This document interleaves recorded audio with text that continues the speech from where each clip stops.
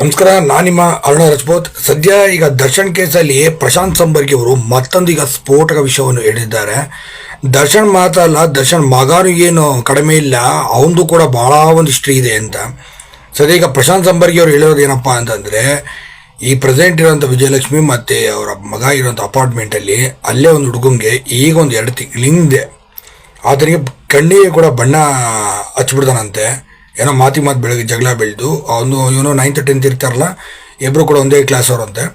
ಸದ್ಯ ಬಣ್ಣ ಎಲ್ಲ ಬೆಳೆದು ಆತನಿಗೆ ಕಣ್ಣು ಕೂಡ ತುಂಬ ಉರಿಯಾಗಿ ಸದ್ಯ ಆತನ ತಂದೆ ಹೋಗಿ ಹಾಸ್ಪಿಟಲ್ ಕೂಡ ಆತನ ಅಡ್ಮಿಟ್ ಮಾಡಿ ಆತನ ಕಣ್ಣು ಸರಿಪಡಿಸಿ ಮನೆಗೆ ಬಂದ ನಂತರ 2 ತಿಂಗಳಾದ ನಂತರ ಅವನಿಗೆ ಕರೆಸಿ, ನೋಡಪ್ಪ ಹಿಂಗೆಲ್ಲ ಮಾಡೋಕ್ಕೆ ಹೋಗಬೇಡ, ಇದೆಲ್ಲ ಮಾಡಿದ್ರೆ ಹಿಂಗೆ ನನ್ನ ಮಗನ ಕಣ್ಣಿಗೆ ಹೋಗಿದ್ರೆ ಯಾರು ಜವಾಬ್ದಾರಿ ಆಗ್ತಿದ್ರು ಹಾಗೆ ಹೀಗೆ ಅಂತ ಬುದ್ಧಿ ಹೇಳಿದ್ದಕ್ಕೆ ಇವನೋಗಿ ಅವ್ರ ಅಪ್ಪ ದರ್ಶನಿಗೆ ಹೇಳಿ ನನಗೆ ಈ ಥರ ಬಂದು ಬುದ್ಧಿ ಹೇಳ್ತಾನೆ ಅಂತ ಹೇಳಿ ಕೊನೆಗೆ ಅವನು ದರ್ಶನ್ ಇದ್ದವನು ಆ ತಂದೆ ತಕ್ಕ ಹೋಗ್ಬಿಟ್ಟು ಹೇಳ್ತಾನಂತೆ, ನೀನು ಯಾವನ ನನ್ನ ಮಗನ ಬುದ್ಧಿ ಹೇಳೋದಕ್ಕೆ, ನೀನು ತೊಳ್ಕೊಡೋ, ನಿನ್ನ ಮಗನ ನೀನು ತೊಳ್ಕೊಡೋ, ನೀನು ಯಾವನ ನನಗೆ ಬುದ್ಧಿ ಹೇಳೋದಕ್ಕೆ ಅಂತ ಹೇಳಿ ಸಾಕಷ್ಟು ವಿಷಯಗಳು ಮಾತಾಡಿ ಕೊನೆಗೆ ಬಡಿಸ್ಕೊಂಡೆಲ್ಲ ಕಣ್ಣಿಗೆ ಬಣ್ಣ ಹಚ್ಕೊಂಡಿದ್ದಲ್ಲ ಅಂತ ಆ ಮಗನ ತಂದೆ ತುಂಬ ಕುಳ್ಳಕ್ಕಿದ್ದಾರಂತೆ, ಅಂದರೆ ಒಂದು 5 ಅಡಿ ಏನೋ ಇದ್ದಾರಂತೆ. ತಗೊಂಡೋಗಿ ಅದು ಯಾವುದೋ ಮೇಗಡೆ ಶೆಲ್ಫ್ ಮೇಲೆ ಕೂರಿಸಿ ಎದುರಿಸ್ತಾನಂತೆ ದರ್ಶನ್. ಇದೇ ಲಾಸ್ಟು, ಇನ್ನೊಂದು ಸರಿ ಏನಾದರೂ ನನ್ನ ಮಗಂಗೆ ಏನಾದರೂ ನೀನು ಬುದ್ಧಿಗಿದ್ದು ಹೇಳೋಕೆ ಬಂದರೆ ಆ ಶೆಲ್ಫ್ ಮೇಲೆ ತೆಗೆದು ಆ ಕಡೆಗೆ ಎಸ್ಬಿಡ್ತೀನಿ, ಇನ್ನು ಇರೋದು 3 ಅಡಿಗೆ ನನ್ನ ಮಗಂಗೆ ಬುದ್ಧಿ ಹೇಳೋಕೆ ಬಿಡ್ತೀಯ, ನೀನ್ಯಾವನ ನನ್ನ ಮಗಂಗೆ ಬುದ್ಧಿ ಹೇಳೋಕ್ಕೆ ಅಂತ. ಅಕಸ್ಮಾತ್ ಆ ಹುಡ್ಕೊಂಡು ಅವ್ರು ಕಣ್ಣು ಹೋಗಿದ್ದಿದ್ರೆ ಅದ್ಯಾವಾಗ ಅಜ್ಜಾರ್ ಜವಾಬ್ದಾರಿ. ತಂದೆ ಆದವನು ಮಗ ತಪ್ಪು ಮಾಡಿದ್ದಾನೆ ಅಂತಂದಾಗ ಮಗನ ಕರೆಸಿ ತಿದ್ದಿ ಬುದ್ಧಿ ಹೇಳ್ಬೇಕಾದವನು ತಂದೆ ಕರ್ತವ್ಯ.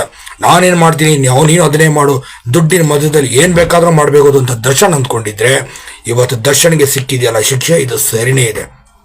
ಪ್ರಶಾಂತ್ ಸಂಬರ್ಗಿ ಮಾಡಿರೋದು ಈ ಆರೋಪ ಸರಿಯಾಗಿ ಇರೋದೇ ಆಗಿದ್ರೆ ಅಥವಾ ಇದು ನಿಜವೂ ಆಗಿದ್ರೆ ದರ್ಶನ್ಗೆ ಈಗ ಸಿಕ್ಕಿರೋಂಥ ಶಿಕ್ಷೆನೂ ಕೂಡ ಸರಿ ಇದೆ. ಆದರೆ ಈಗ ಇನ್ನೊಂದು ಕೇಸ್ ಏನಪ್ಪ ಅಂದ್ರೆ 2018ರಿಂದ ಮಲ್ಲಿ ಕೂಡ ಕಾಣ್ತಿಲ್ಲ. ದರ್ಶನ್ ಜೊತೆ ಆಪ್ತನಾಗಿ ಮ್ಯಾನೇಜರ್ ಆಗಿ ಪಿ ಆಗಿ ಗುರ್ಸ್ಕೊಡೋದಂತ ಇವತ್ತು ಅವನು ಕೂಡ ಕಾಣ್ತಿಲ್ಲ. ಅವನೆಲ್ಲೋದ ಅನ್ನೋದು ಕೂಡ ಪ್ರಶ್ನೆ. ಶ್ರೀಧರ್ ಸಾವು ಆತ್ಮಹತ್ಯೆ ಅಂತಲೇ ತೋರಿಸಿದ್ರು. ಏನು ನಡೀತಿದೆ ಇಲ್ಲಿ? ದರ್ಶನ್ ಎಲ್ಲಾರನ್ನೂ ಸಾಯಿಸ್ಕೊಂಡು ಬಂದ್ಬಿಟ್ರೆ ನಮ್ಗೆ ಗೊತ್ತಿರಲ್ಲ, ಎಲ್ಲ ಸಾಯಿಸ್ಕೊಂಡು ಹೋಗ್ಬಿಟ್ರೆ ನಮ್ಮನ್ನ ಕೇಳಕ್ಕೆ ಯಾರೂ ಇಲ್ಲ ಅಂತ ಇವಂಗೂ ಇದೇ ಥರ ಸಾಯಿಸ್ಬಿಟ್ಟು ತೆಗೆದು ಈ ಗೊಚ್ಚೊಳಗೆ ಎಸ್ಬಿಟ್ಟು ಹೋಗಿದ್ದ ಅಂತ ಬೀದಿ ಹೆಣ ಮಾಡಿಬಿಟ್ಟು ನಾವು ಅಷ್ಟೆಲ್ಲ ಮಾಡಿದ್ವಿ ಈಗಲೇ ನಮ್ಗೆ ಮಾಡೋಕ್ಕಾಗುತ್ತೇನೋ ಏನೋ ಮೈಂಡ್ ಸೆಟ್ಟಲ್ಲಿ ಏನೋ ಇದ್ದ ದರ್ಶನು. ಬಟ್ ಅವೆಲ್ಲ ಮಾಡಿದ್ರ ಅಂತ ಬರೀ ಜಸ್ಟ್ ಆರೋಪಗಳು ಅಷ್ಟೇ ಇವೆಲ್ಲ ಇರೋದು, ಎಲ್ಲ ಮೀಡಿಯಾದಲ್ಲಿ ಬರ್ತಿರೋದು ಆರೋಪಗಳು ಅಷ್ಟೇ. ಯಾರು ಏನೋ ನಿಮ್ಮ ದರ್ಶನ್ ಅಪರಾಧಿ ಅಂತ ಏನೇನು ಹೇಳ್ತಿಲ್ಲ. ಆದರೆ ದರ್ಶನ್ ಮಾಡಿರೋಂಥ ಒಂದೊಂದು ಕುಕೃತ್ಯಗಳು ಈಗ ಹೊರಗೆ ಬರ್ತಿದ್ದಾವಲ್ಲ ಹೊರ ಜಗತ್ತಿಗೆ, ಇದು ಬೇಜಾರಾಗುತ್ತೆ. ಇನ್ಮೇಲಾದ್ರೂ ದರ್ಶನ್ ಸರಿಯಾದ ರೀತಿ ಬುದ್ಧಿ ಕಲ್ತ್ಕೊಂಡು ಹೋಗ್ತಾರಾ ಇಲ್ವಾ ಗೊತ್ತಿಲ್ಲ. ಆಮೇಲೆ ನೀನು ಅವನ ನಮ್ಮ ಬಾಸಿಗೆ ಬುದ್ಧಿ ಏನು ಗೊತ್ತಾ, ನಾವು ನಮ್ಮ ತಂದೆ ತಾಯಿಗಳಿಗೆ ಮಾತ್ರ ನಮ್ಮ ತಂದೆ ತಾಯಿಗಳಿಗೆ ಚೆನ್ನಾಗಿ ನೋಡ್ಕೊಂಡು ನಮ್ಮ ಹೆಂಡತಿ ಮಗಳನ್ನ ಚೆನ್ನಾಗಿ ನೋಡ್ಕೊಂಡು ಹೋದರೆ ನಾವು ಅವರಿಗೆ ಬಾಸ್ ಆಗಿರ್ತೀವಿ. ನಾವು ನಮ್ಮ ಕುಟುಂಬಕ್ಕೆ ಬಾಸ್ ಆಗಿರಬೇಕು, ಅದು ಬಿಟ್ಟು ಯಾವನ ಬೀದಿಲಿ ಹೋಗೋರಲ್ಲ ನಮಗೆ ಬಾಸ್ ಅಂತ ಹೇಳ್ಕೊಂತಿರ್ಗಿದ್ರೆ ಅದಕ್ಕೆ ಬೇರೆ ಥರ ಮಾತಾಡ್ತಾರೆ ಜನ.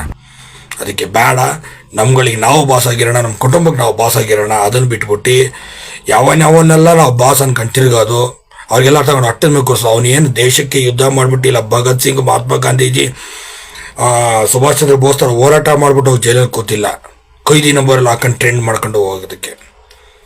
ನಿಮ್ಮ